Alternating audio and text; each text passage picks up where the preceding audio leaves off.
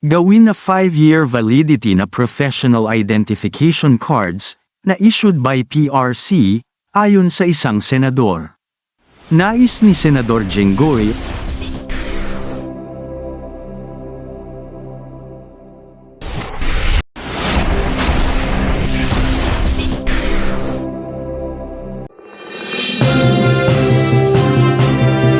Maganda nag-araw po mga kaguro.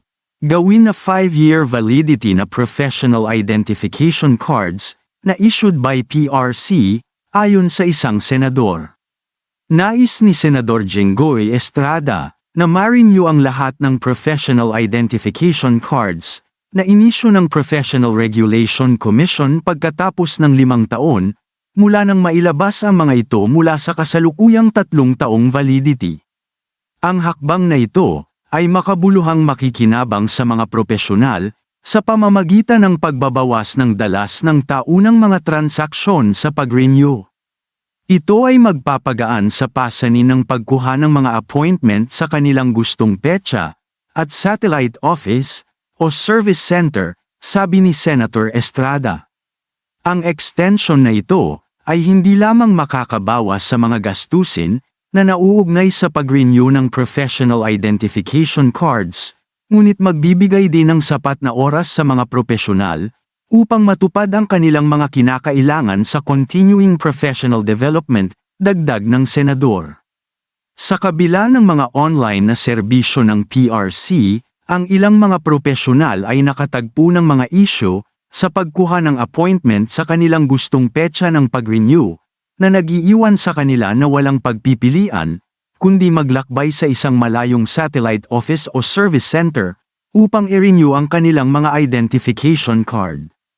Bukod pa rito, dahil ang mga pag-renew ay pinoproseso lamang sa mga karaniwang araw, ang mga profesional ay kailangang magpahinga sa trabaho upang makumpleto ang proseso.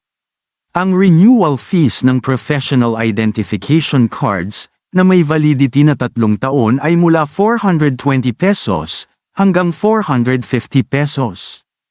Ang mas mahabang validity ay nangangahulugan ng mas kaunting mga transaksyon sa pag-renew na nagreresulta sa mga pinababang gastos para sa mga profesional. Hindi na nila kailangang magbayad ng madalas ng renewal fees na maaaring maging financial relief, sabi ni Senator Estrada.